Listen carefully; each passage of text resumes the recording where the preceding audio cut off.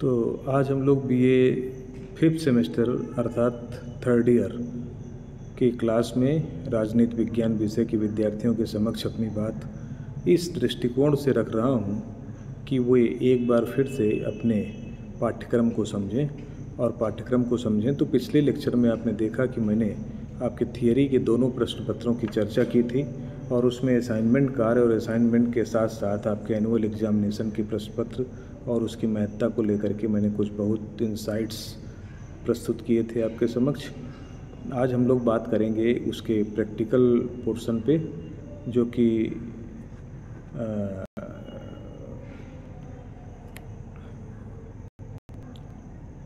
भारत में सार्वजनिक नीति निर्माण और प्रशासन है। उस प्रश्न पत्र का नाम है भारत में सार्वजनिक नीति निर्माण और प्रशासन, public policy formulation and administration in India. जब आप 3rd ईयर में पहुंच जाते हैं तो आपसे आशा की जाती है कि भारत में जो पॉलिसी फार्मुलेशन है या नीतियों का निर्माण है या जो पब्लिक पॉलिसी का निर्माण होता है वो किस प्रकार से होता है और वो प्रशासन में किस प्रकार से हेल्प करते हैं और प्रशासन की मदद से कैसे नीतियों का निर्माण होता है। तो नीतियों का निर्माण जो है न केवल प्रशासन की मदद के लिए होता है बल्कि प्रशासन की मदद से भी होता है।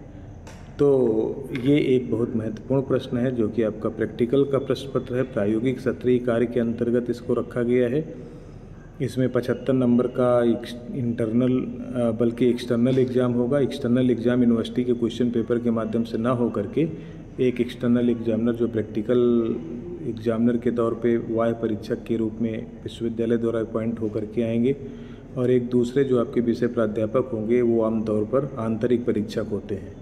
तो ये 2 परीक्षक मिल करके आपके इस सेकंड पेपर प्रैक्टिकल के एग्जामिनर होते हैं और ये आपका मूल्यांकन करते हैं। इनके द्वारा जो आपके प्रैक्टिकल प्रश्न पत्र के मूल्यांकन का आधार होता है वो आमतौर पर ये होता है कि आपने असाइनमेंट और प्रोजेक्ट के माध्यम से अपने आप को किस ढंग से प्रस्तुति दी है, विषय के प्रति आपकी समझ का स्तर क्या है और विषय को आपने कितना सही ढंग से ग्रैस्प किया है, और वो पता चलता है आपके असाइनमेंट और प्रोजेक्ट के माध्यम से। यद्यपि आपका जो विषय प्राध्यापक है वो थ्योरी की क्लास के माध्यम से और प्रैक्टिकल और असाइनमेंट और जो क्लासेज होती हैं उनके माध्यम से तो रोज़मर्रा की गतिविधियों के माध्यम से आपसे जुड़ा ही रहता है और आपके टेस्ट और टेम्परामेंट और एकेडमिक इंटरेस्ट से वो परिचित होता है। लेकिन जो वाह्य परीक्षक होता है वो कई बार आपसे अननोन होता है, तो उसके लिए आपके परिचय का साधन होता है आपकी लेखनी, आपका प्रोजेक्ट वर्क, आपका असाइनमेंट। इसलिए चूँकि ये 75 नंबर का मसला है और 25 नंबर का इंटरनल का मसला है, इसलिए जो सत्रीय कार्य 25 नंबर का है ये भी, और जो प्रोजेक्ट वर्क है जो मैं अभी नेक्स्ट स्लाइड प्रस्तुत करूँगा आपके सामने, उसमें जो प्रोजेक्ट वर्क है उन दोनों को बहुत ही सीरियसली टेकअप कीजिए, लीजिए और ले करके उस पर काम करिए। ये उसका कवर पेज है जो आप जमा करेंगे। इसमें कुछ ज़रूरी निर्देश दिए गए हैं। निर्देश आपको देखने के लिए नहीं बल्कि पढ़ने और उसका अनुपालन करने के लिए दिए गए हैं।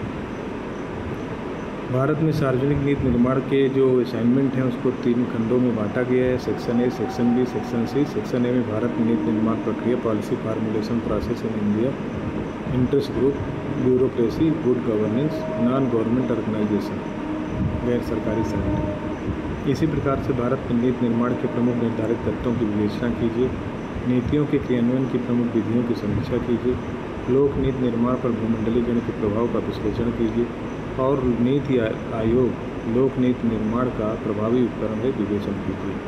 तो ये आपका असाइनमेंट का प्रश्न पत्र है और सेकंड पेपर के असाइनमेंट आपको इसी पर बना करके जमा करना है। ये बड़ा महत्वपूर्ण है क्योंकि इतना अगर आप तैयार कर लेते हैं तो आप जो एक्सटर्नल असेसमेंट होगा, आपका प्रैक्टिकल एग्ज़ाम होगा, उसमें इंटरव्यू में आप काफ़ी सहज स्थिति में प्रश्नों का उत्तर देने की स्थिति में अपने आप को पाएंगे। इसलिए काम चोरी नहीं, काम से बचने की कोई कोशिश न करिए बल्कि ईमानदारी के साथ में अपना काम पूरा कीजिए।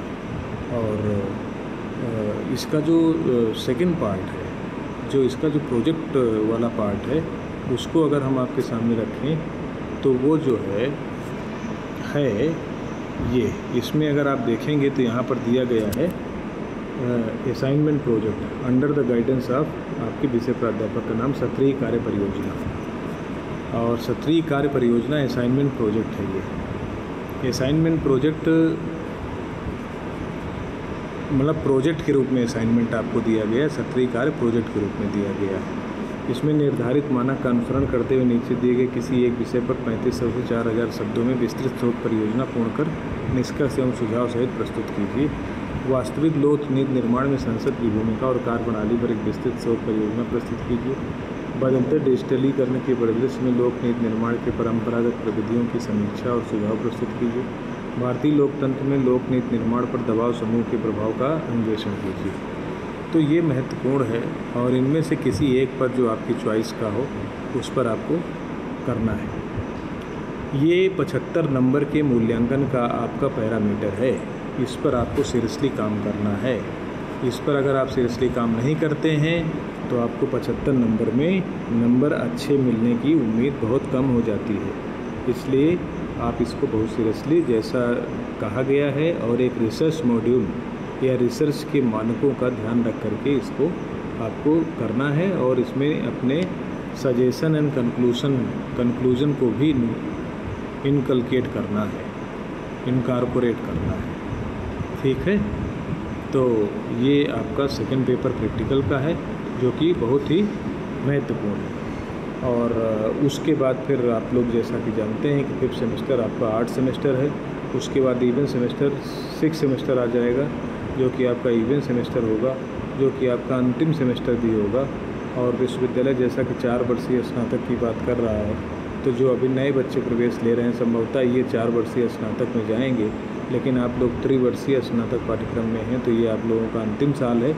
और अभी जब आप 6 सेमेस्टर कर लेंगे तो आपका स्नातक पूर्ण हो जाएगा।